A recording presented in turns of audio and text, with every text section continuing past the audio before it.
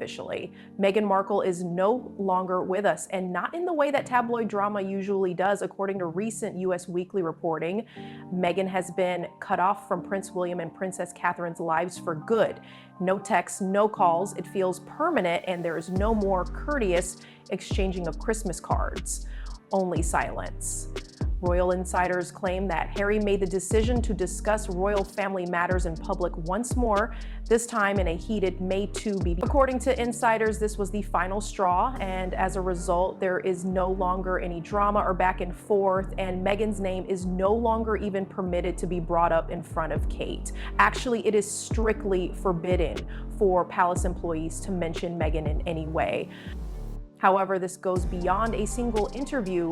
It has been a gradual accumulation of emotional weariness, betrayal, and hurt. Harry's public statements, the frank interviews, the explosive documentaries, and Meghan's alleged diva behavior, stress, a surprisingly human emotion, is at the heart of this latest decision, which seems to have shut down the senior royals entirely as a result of everything. Keeping Catherine calm during her recovery from serious health issues is William's top priority. That is to say, Meghan, no, even in the unlikely event that Meghan and Harry do reconcile in the future, it seems that Meghan has no chance of being accepted back. One source claims that Kate will never see Meghan again, not for trivial reasons, but rather for her own mental well-being. That really says a lot about the state of affairs right now, but here's where it gets really serious. It's more than just avoiding things behind the scenes. William has reportedly exerted a great deal of pressure on King Charles, expressing his frustration. It seems less like we're ignoring her and more like she's finished. Given his father's allegedly deteriorating health, William appears to see himself as the monarchy's defender at this point. That role involves difficult choices, and it appears that this one cannot be avoided. The best course of action is to remain silent and dignified without responding or launching a public defense, said Angela Levin, the author of Prince Harry's biography. She asserts that the silence irritates Meghan more than any public criticism because it denies the drama oxygen, which royal insiders say is the primary objective. It's almost poetic. Meghan is currently receiving the same treatment from Britain's most powerful family as she did when she famously cut off her own father and other individuals from her life. The palace corridor, she was interrupted without a phone call, an acknowledgement, or even a mention of her name. It appears that other members of the royal family are also establishing boundaries in addition to William and Kate. The atmosphere is adequate overall. People are tired of the constant back and forth, the PR games, and the shady interviews. They've reached a breaking point. But what about Harry? That's when things get complicated. Although William and Catherine have shut the door on Meghan, there is still some leniency toward Harry, a he's family kind of leniency. Still, there are limitations on even this. The most crucial rule is to avoid talking about personal issues in public. The harshest aspect of Meghan's situation is probably the fact that she's being quietly and firmly banned without spectacle, effectively iced out and facing a lifetime ban. Until Harry zips it, the royal family reportedly doesn't even see a way forward. Prince William's response to all of this has been strategic rather than merely sentimental. People close to him say he doesn't care about media games or trivial retaliation. He views Meghan Markle as the personification of everything that threatens that stability, her unpredictable behavior, frequent headlines, and her use of the media as a weapon, and wants to keep the crown from becoming a soap opera. It's not royal at all. William responds by disengaging himself entirely. No more second chances. It appears that what ultimately pushed him over the edge was discovering that Meghan's name was still being discussed behind closed doors.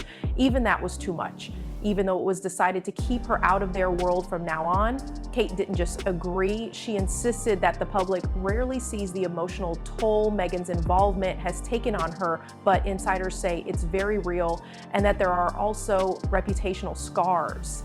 Kate has already endured a lot of stress due to her health issues. After the Oprah interview, you may remember the moment when William scolded a reporter for asking, "Is the royal family racist?" and then abruptly responded, "We are very much not a racist family." That wasn't just a soundbite, it was a rare glimpse into the repressed annoyance that William had been holding inside for months. A prince who is typically calm and reserved, taking a moment to reveal his true feelings.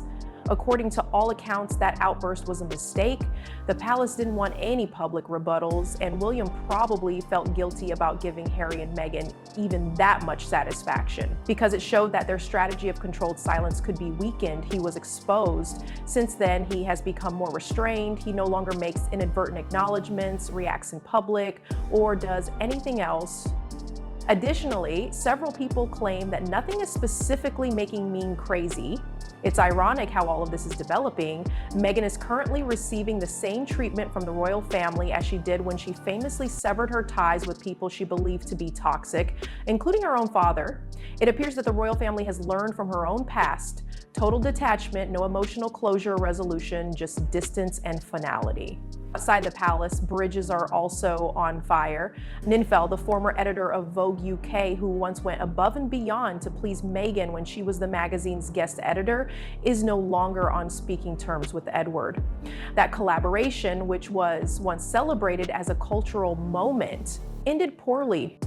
At the time, Meghan allegedly behaved like a total diva behind the scenes, making Vogue employees comply with her requests. An influencer tolerated it in order to maintain the relationship, but eventually he too had enough. Even more revealing is Meghan's handling of a nickel, which illustrates a larger pattern. She makes friends quickly, usually because of shared interests or admiration. For example, mint tea and similar political views, but when those relationships don't fully comply with her demands, they break down. Celebrity allies, media figures, and former workers have all done this on numerous occasions. The palace knows that more and more people no longer want to be associated with her. The royal family isn't. Meghan's social and emotional isolation is evolving into something much more obvious. Sources say the glow has started to fade, even in Hollywood circles. Controlling her own story, marrying into royalty, and breakings are some of her former aspirational traits that are now working against her. People are wary. Former supporters have either ceased speaking or given up on the cause entirely, and the charm offensive isn't as successful as it once was. Prince Harry is still being cautious in the interim. Even though the royal family is angry with him, there is still hope that he might return on his own terms, but those terms now have strict conditions. No more unapproved interviews, no more passive-aggressive Netflix deals, and no more dragging the monarchy through the mud. Some insiders believe it could happen if Meghan leaves the picture, but it's unlikely. The situation is made more difficult by Harry's intense involvement with Meghan's version of events. From his autobiography to their documentary series to the Oprah interview, he is fully committed. Reversing course now would be a betrayal of everything they have positioned themselves as, not just of her. That's the catch. The more he stands up for her, the more difficult it is to leave. In addition, a lot of people in the palace disagree with Harry's assertion that his objectives are centered on protecting his family. They witness a man who once understood his duty, now using his position as a weapon to attack the media with lies and personal grievances. Even though King Charles covertly gave them financial support, millions of dollars, according to reports, to help them lead the royal life, Harry's story of abandonment has reportedly irritated many behind the scenes. Meghan's frustration seems to be causing her to turn inward. Palace sources claim that she is growing increasingly suspicious of her public image. She used to be confident that she could control the media cycle, but it has been reported that she is now shocked by the lack of support she is receiving from the royal family and British institutions like the Daily Sun. The change has been startling. Even Vogue publications that once praised her are now covering her with harsh candor. The irony is hard to miss. Meghan's critics claim that despite basing her brand on female empowerment, inclusivity, and transparency, she has secretly participated in the very practices she claims to oppose, like elitism and manipulation. Emotional coercion. Unpredictable mood swings have been reported by employees. After co-workers departed, even her closest supporters are now keeping quiet. Take Edward Enninful, who was once the British press's biggest advocate for her. Their fallout among boys didn't need to be publicized because the silence was loud enough. One Vogue insider claimed that it was long overdue because Enninful had grown tired of the continual image control and behind-the-scenes outbursts. For someone as connected as an Enninful, his distance from others said a lot. And it wasn't a single bad day. Rather, it was a pattern. There has also been a shift in public sentiment. Many now see Meghan and Harry as opportunists, who destroyed every bridge they crossed, rather than the kind-hearted people they were once thought to be fighting an outdated system.